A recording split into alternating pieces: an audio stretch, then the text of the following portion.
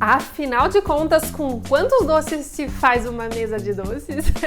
Eu sou Veri Fragoso e nesse vídeo eu vou te explicar como você vai saber quantos doces tem que ter numa mesa de doces para que você possa orientar da melhor forma possível o seu cliente. Só assim você vai conseguir passar uma verdadeira autoridade e esse cliente vai falar: nossa, essa confeiteira realmente manja do que está vendendo. Então, bora conversar sobre isso?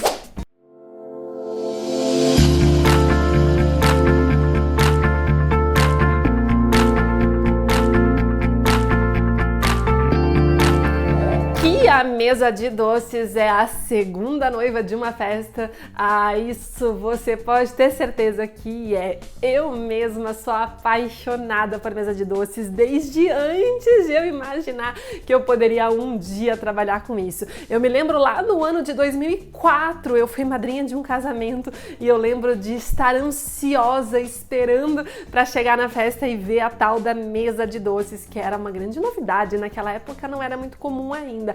Mas a questão aqui que eu quero te dizer é que sim, mesa de doces é extremamente importante e essa mesa ela precisa ser bem construída. E claro, existem algumas coisas a respeito aí de quantas variedades, quais variedades, mas eu não vou trazer isso nesse vídeo não, tá? Esse vídeo aqui eu preparei ele exclusivamente para poder te explicar como definir e como explicar para o cliente a respeito das quantidades ideais.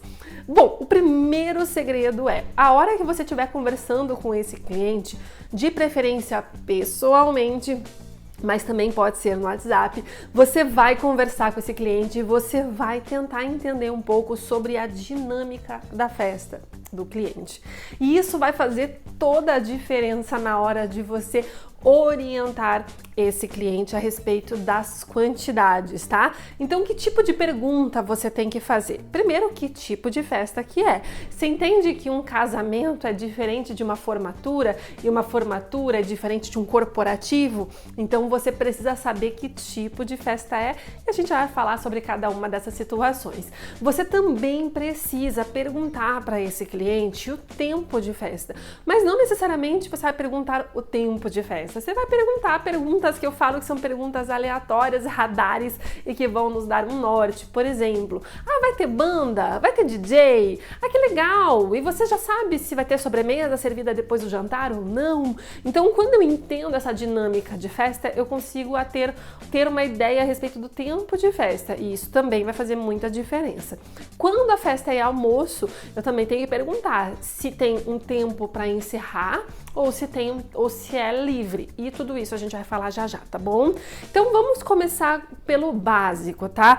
Toda régua começa em algum lugar e a nossa régua para doces finos sempre vai partir do seguinte pressuposto: para uma festa, em média, 6 a 8 doces por convidado. Tem todas essas nuances que eu te falei já no começo do vídeo, mas calma, a gente vai chegar daí a partir dessa régua, ajustar para cima ou para baixo, mas a gente chega lá. Numa festa normal, o que é uma festa normal? Bom, uma festa normal é aquela em que é um casamento ou uma festa de 15 anos, que as pessoas chegam na festa famintas, tá? A comida demora um pouco para ser servida, porque tem todo um protocolo, foto com os noivos, foto com o aniversariante, enfim. É servido um jantar farto, muito gostoso, normalmente, né? Depois do jantar é servido ou o bolo ou uma sobremesa. Aí é aberta a pista de dança e aí os convidados vão se esbaldar na pista junto com a mesa de doces, tá? Isso é o comum. E aí o que acontece? Do momento em que a pista é aberta, normalmente, sei lá, 11 da noite, 11h30 da noite, a festa ainda vai até 3, 4 da manhã. Portanto, esse é o padrão, esse é o mais comum que a gente vê nas festas. Para esse tipo de festa, 6 a 8 doces por convidado.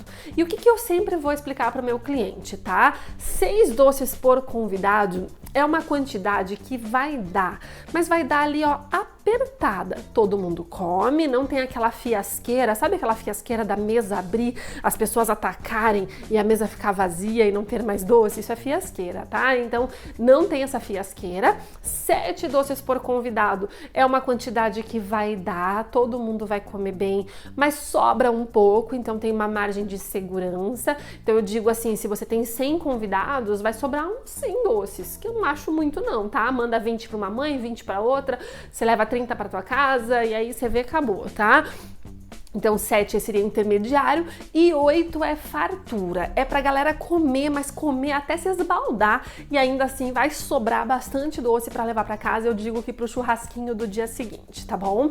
Então esse é o padrão. Então a nossa régua sempre vai partir desses 6 a 8, sendo 6 justo, 7 ok e 8 fartura por convidado. Beleza, uma vez que eu parto dessa régua, eu vou entender a dinâmica de cada festa. Vamos falar primeiro sobre os tipos de festa. Quando eu tô falando de uma festa de 15 anos e de um casamento, essas festas são relativamente parecidas, tá? Parecidas no sentido de proposta de festa, tempo de festa, formato de festa. Então o consumo é relativamente parecido também. A Veri mais adolescente come menos. Mais ou menos, tá? A questão aqui não tá nem tanto quanto a quantidade, mas muito mais na orientação da escolha dos sabores, mas isso vai ficar para outro vídeo. Mas come bastante, tá? Adolescente, se pegar o doce certo, come até mais que adulto. Mas, dito isso, a gente precisa entender que essa dinâmica de festa é relativamente parecida. Agora, quando eu penso numa formatura, a dinâmica é bem diferente, especialmente porque a mesa de doces, ela costuma ser acompanhada do jantar de colação. E usualmente, o jantar de colação, ele é feito após a cerimônia de colação de grau. Olha que interessante. Então, quando eu entendo com o cliente, peraí, vai ser um jantar de colação, vai ser no dia da colação? Que horas é a colação de grau? Essas são as perguntas que eu tenho que fazer. Por quê? Porque se a colação de grau é, por exemplo, como a minha foi quando eu me formei em Direito, era 8 horas da noite. As pessoas saíram do Teatro Guaíra, que foi onde foi a minha colação, por volta de 10h20 da noite, 10h30.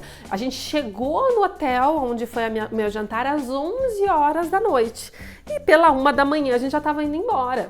Porque não ia ter banda, não ia ter DJ, teve uma musiquinha ambiente, comida e acabou. Então, assim, é totalmente diferente uma festa em que as pessoas já chegam muito tarde, com fome, jantam muito bem e vão embora meio logo. Então, ali, eu não posso ofertar 6 a 8 doces por convidado, porque vai sobrar e muito. Eu diminuo bem, eu coloco metade disso, 3 a 5. Mas a explicação é a mesma. 3 é justo, 4 é ok, 5 é fartura, tá? Então, esse seria um caso de uma colação de grau. Um corporativo, eu também preciso entender o quê? Primeiro, tempo de festa, como será essa festa, porque tem algumas festas que são só jantar e libera, tem festa que tem banda e aí segue como se fosse um 15 anos, um casamento, então eu tenho que entender, mas eu também tenho que entender quem é o pessoal que tá nessa festa. Quando é assim, a elite da empresa, os diretores, suas famílias, o consumo tende a ser menor do que quando é chão de fábrica, tá? Quando é a festa do ano para os funcionários, essa festa costuma ser com consumo maior. Aí eu chego a indicar às vezes até 10 doces por convidado, porque o pessoal vai para se esbaldar mesmo, tá? Então preciso entender um pouquinho a respeito dessa dinâmica de festa. Agora, quando eu tô falando de outras perguntas, o que é importante eu entender? Casamento, como eu falei, o padrão é o que eu disse, mas existem várias possibilidades diferentes disso. Por exemplo, tem casais que não colocam banda nem DJ. A festa é assim, o casal chega, todo mundo tira foto, enfim, jantam, é liberada a mesa de doces, as pessoas se abraçam, se beijam e vão cada um para sua casa. Então, muitas festas que eu já fiz começavam por volta de 7 da noite e meia-noite acabou. Não tem o que fazer, porque não vai ter banda, as pessoas jantam, é como se fosse só um jantar. Nesse caso, também eu não posso indicar 6 a 8 doces por convidado. Eu faço mais ou menos a proposta da colação, mas 3 a 5 eu acho pouco para casamento. Aí eu indico de 4 a 6 nesse tipo de formato de festa, tá? Se a gente vai falando, por exemplo, de um casamento de dia, aí o que eu tenho que perguntar para o cliente? Eu tenho que perguntar para o meu cliente como é a dinâmica pós-almoço. Por exemplo, tem um restaurante aqui em Curitiba que chama Dom Parma. Eu não sei se ainda é assim, mas pelo menos antes da pandemia, quando eu fazia muita festa lá, funcionava dessa forma. Tinha um casamento que iniciava às 11 horas da manhã e ia até às 3h30 da tarde, e um segundo casamento que começa às 4 e vai até meia-noite. Esse da manhã, ele tem que acabar às 3h30 da tarde, porque literalmente às 3h30 da tarde os garçons estão virando cadeira para expulsar as pessoas da festa, porque 4 horas tem que começar a arrumação do salão para o casamento da noite, que normalmente 4 começa a arrumação e a noiva, enfim, vai chegar às 6, 7 da noite e vai até de noite. Então entender essa dinâmica é muito importante, beleza? Pensa comigo. Num casamento, você acha que alguém vai almoçar às 11 horas da manhã? Não, o salão é liberado às 11, as pessoas vão chegar, provavelmente vai ter às vezes a cerimônia no local, costuma ser meio-dia, mais ou menos a horário da cerimônia. Depois da cerimônia as pessoas vão almoçar por volta de 1h15, 1h30, às vezes até 2 horas da tarde.